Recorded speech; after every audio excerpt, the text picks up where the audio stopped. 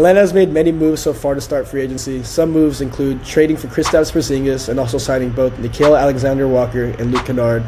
We'll start with you, JC. How do we grade Atlanta's free agency so far, and do you think the moves so far have been really good for their team?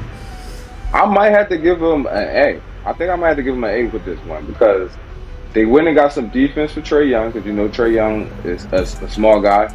So it's hard for him to play defense on a whole bunch of guards, you feel what I'm saying? So they went and got some defense for him. Then they went and got a lob threat and a pick and roll threat and Porzingis. The only thing we worry about Porzingis is his health, obviously. But when he plays, he's good. And, he produces when he does play. So we'll see what's going on and see if he can play.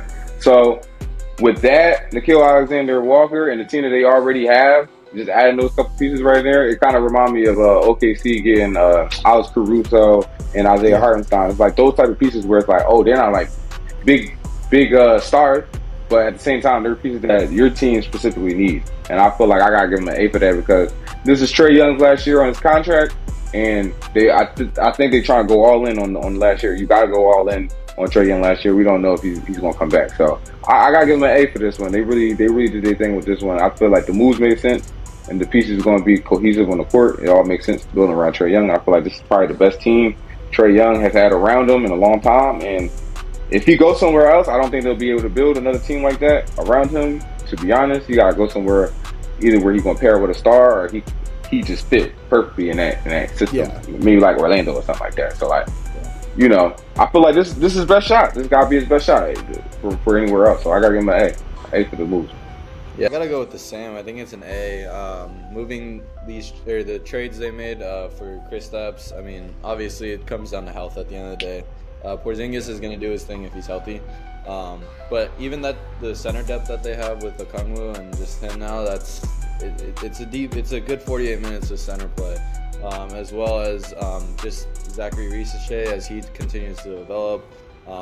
I think this is the first time that Trae really has a supporting cast around him that I think is suitable, and especially with the East being wide open this year, the Hawks have a good chance of breaking through. I think the Hawks and the Magic are two teams that the East needs to watch out for next year with all the changes they made. So also with their draft pick, I don't know how to pronounce his name, so I'm not going to pronounce it, but Asan.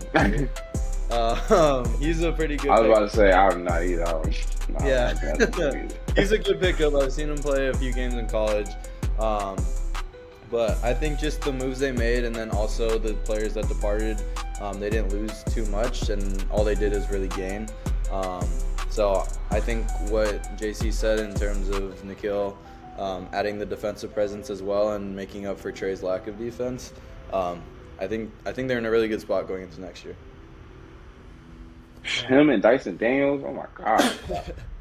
Yeah, that defense. They going all the way. Wings. You think about that starting five now. You got Trae Young, Jalen Johnson, let's just say Kristaps, Dyson Daniels, and then Risache. I mean, Risache, exactly. Risache. Come on, you got two lob threats and a pick and pop option. It's kind of crazy. If Porzingis plays, it's gonna be kind of crazy. Let's hope he plays.